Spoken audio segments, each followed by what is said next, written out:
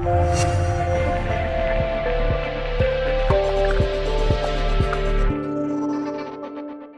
students, welcome to Swayam SHIKSHAA. Today's theme is WTO, and this is a huge topic. But in this video, we'll try to figure out only those aspects which are really important for UPSC prelims. Okay, so WTO is an organization. It handles something like multilateral trade, as we all know, and it was an offshoot of Bretton Woods Conference. So Bretton Woods Conference, there were some institutions that were suggested. One was the World Bank, another one was the IMF, and then International Trade Organization. World Bank and IMF have come into existence, which are also called as Bretton Woods Twins. But ITO, which is the International Trade Organization, did not come into existence. And because of lack of consensus, and instead of this organization, only an agreement came into existence, General Agreement on Trade and Tariff. Now, GATT was one such agreement which was only handling trade with respect to goods. It did not cover aspects related to services. And this was discussed in the multilateral trade negotiations of GATT, and subsequently in the 8th round of GATT, which took place in Uruguay, has laid the foundation for WTO in the year 1995. So in the 8th round of GATT in Uruguay, which is also called as the Uruguay round, there was an agreement that was signed, which was called as the Marrakesh Agreement. And this Marrakesh Agreement has laid the foundation of WTO in 1995. And this organization called WTO has replaced GATT agreement from 1995 onwards. Now, what becomes important for prelims is the different types of agreements which were there, especially one is under WTO, there is an agreement called Agreement on Agriculture. There is also an agreement called TRIPS related to intellectual property rights. There is an agreement related to investments, which is called as TRIMS, trade related investment measures. And also there are agreements like sanitary and phytosanitary, agreements on sanitary and phytosanitary measures. And also there was also an agreement related to services, etc. So along with this, the basic principles of WTO. So one principle of WTO, which is the bedrock principle, or most of the agreements under WTO are related to this principle, that is basically called as trade without discrimination. So this is one such agreement or one such principle which was the background of most of the agreements under WTO. So this trade without discrimination was also a background behind the TRIMS or trade related investment measures. In this trade without discrimination, there are two entities which are important for prelims. One is the most favored nation concept, and another one is the national treatment. National treatment. Okay, so what is this national treatment? It is one of the important entity under WTO, which says all the foreign entities which have entered into the domestic territory of a country should be treated on similar lines as the domestic entities. For example, there are foreign companies or foreign entities, foreign goods available. For example, solar cells are sold by foreign companies. And let's say Indian government is procuring raw material from an Indian entity only. It is not giving equal preference to the foreign entities which are producing solar cells. Now, this is seen as a violation of the basic principle of WTO, which is national treatment. National treatment. Now, what we should understand is national treatment or giving national treatment to foreign entities will only be applicable after a particular product enters into the domestic territory. That means before the product has entered into the domestic territory, this concept of national treatment will not be applicable. So when I say national treatment, it will be only applicable only after the product has entered the domestic territory of the country. So, for example, if a particular country is imposing a duty on imports in the format of customs or customs duty, this is not a violation of a principle of national treatment because this customs duty is levied before the product has entered into the domestic territory. But the aspect of national treatment will only come into existence only after the product has entered the domestic market. This clarity is very important. This is very important aspect with respect to national treatment. There was this solar panel case which was filed against India by US. Similarly, there is one more important entity under WTO, that is the most important principle, is the most favored nation. The meaning of most favored nation is all the member countries of WTO which have given MFN status to each other. Now, it may be an enemy nation also. That country should not be treated differently. For example, India earlier has given MFN status to Pakistan. So India should treat Pakistan on similar lines as it is treating all other member countries of WTO. All other that means, in fact, there is nothing like a most favored nation. The way India is treating all other member countries in terms of trade, barriers, etc. India should also treat Pakistan on similar lines. India should not treat Pakistan differently because Pakistan is an enemy nation, because you have given this status called as MFN, most favored nation.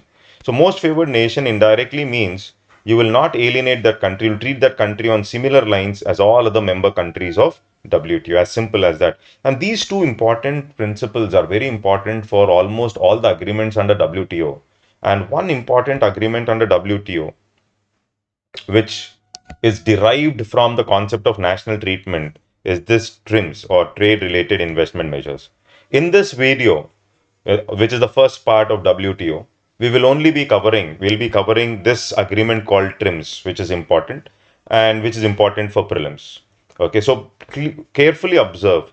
So when I say trade related investment measures, so there are two things which we have to observe. So one is the word investment here, the word I, investment. And second is this agreement is derived from the logic of national treatment. This agreement itself is derived from the logic of concept of national treatment. So after a lot of discussions, okay, they have notified four important trims which countries should not be levying on other countries. That means these are four important trims which countries should not be levying on other countries.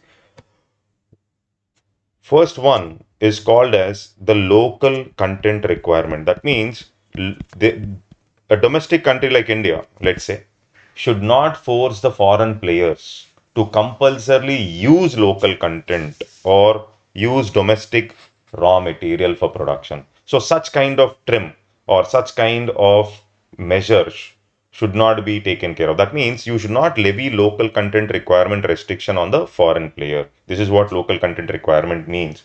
Okay. Second is there is something called as the trade balancing requirement, which should not be levied. So this trim also should not be levied. That means a trade balancing, you should not force the foreign player who's operating in the domestic territory to balance the trade. That means if he would have imported some raw material, he has imported some raw material, he was responsible for some trade deficit. You should not force the foreign player to compulsorily export. You're not forcing the foreign player to compulsorily export. Okay, so this is basically called as the trade balancing requirement, trying to balance the trade. This is called as the trade balancing requirement. I hope it is clear. Okay, so local content requirement, trade balancing requirement. That means if somebody is importing some foreign company, you're not asking him to use the imported raw material only if he is going to export. You're not forcing him to balance the trade. Third, there should not be any export restrictions on the foreign player. There should not be any export restrictions on the foreign player.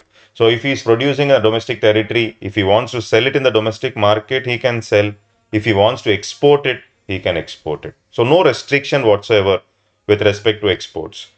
Okay. Fourth important aspect is there should not be any forex restrictions on the foreign player. There should not be any forex restrictions on the foreign player.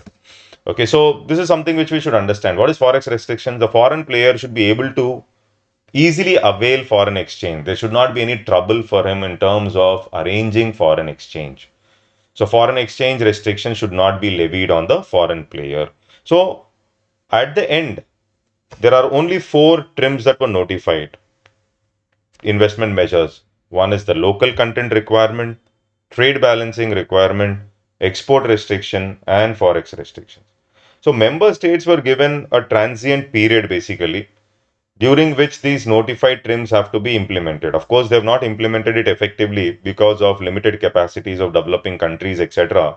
But developed countries basically had to implement these trims within a span of 2 years. Developed countries had to implement, okay, and developing countries within a span of 5 years, and LDCs should implement it within a span of 7 years. So this is something like notified, but most of the countries did not follow. And here, what are the things which we'll remember? We have to remember. One is Marrakesh Agreement, which has laid the foundation of WTO. Before WTO was there, it was GATT agreement only. GATT was only covering goods. WTO covers goods as well as services. WTO also has a very strong dispute settlement body which handles disputes related to multilateral trade. When I use the word Bretton Woods twins, Bretton Woods Conference was responsible for formation of these two institutions, that is the World Bank and IMF, and they are called as Bretton Woods twins.